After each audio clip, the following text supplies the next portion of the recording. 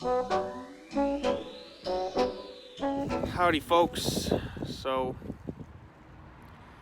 if you think about our society, and if you understand that we are living in a traumatized society that recycles its trauma with the news and with social media, things going on with coronavirus and other political things,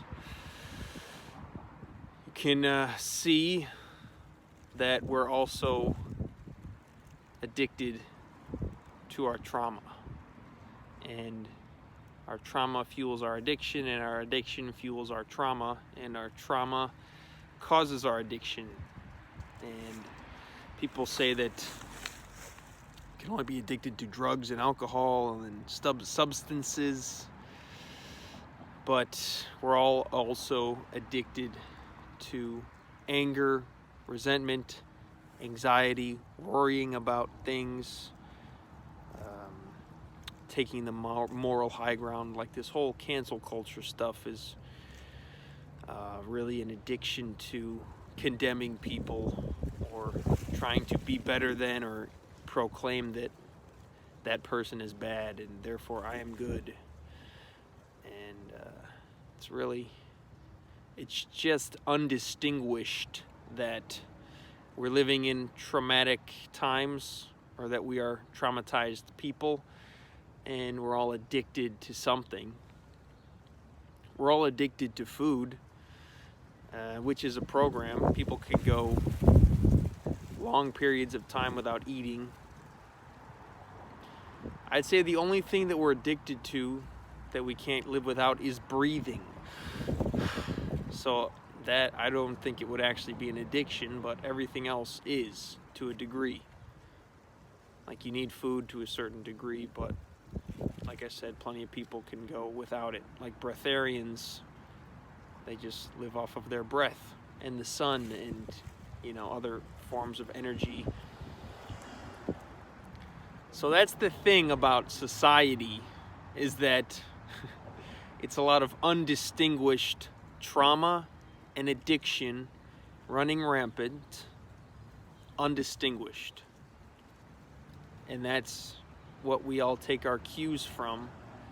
How to navigate things is often from our traumatized parents who were traumatized by their parents. And I watched an interview recently, this guy Thomas Hubel, and he talks about living in a traumatized society, but we all, regular people, just see it as, well, that's just the way life is.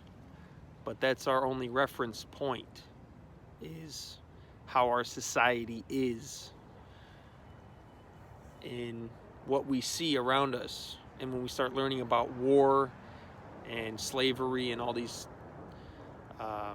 horrible things that have happened in our history, we think, oh, that's just how life is. Human beings just murder each other and rape each other and fuck each other over because that's the way it is. But that's not the truth. The truth goes a lot further than human beings, small egoic minds that create stories, and we all live in these stories that we create in our conditioned minds, and we think that's reality when we're viewing reality through our own filtered perceptions, which is influenced by our inherited trauma and our inherited conditioning. So, what can we do about this? I would say notice when you get triggered, which a lot of people are addicted to their triggers, or they're addicted to being offended in this cancel culture shit, political correct landscape nonsense that I am not a fan of. Just sit with your thoughts, sit with your discomfort, and bring it back to you. Yes, this trauma is inherited. It's not ours necessarily, but we're living our life with it, so it affects us. So we have to take care of it or deal with it if we don't want others to deal with our unconscious behavior. So sitting with it, noticing it, writing it down.